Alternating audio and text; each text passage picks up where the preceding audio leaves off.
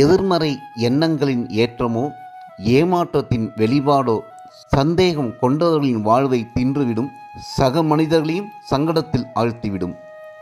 அதீத அன்பின் வெளிப்பாடு சந்தேகம் என்றால் அன்பு அங்கே அழிந்துவிடும். அதீதமாக நான் என்னுடையது என்ற ஆணவம் உச்சமாகும். உறவுகளை பிரிந்து தவிப்பதுதான் மிச்சமாகும். சந்தேகம் கடவுளே காட்சி தந்தாலும் கற்பனையாக தோன்றும், மாய வித்தை காட்டும், மனிதனாக காட்டும். சந்தேகம் காதலையும் மோதலில் முடிய வைக்கும், முகம் பார்த்து கொள்ள முடியாமல் மூளையில் முடங்க வைக்கும்.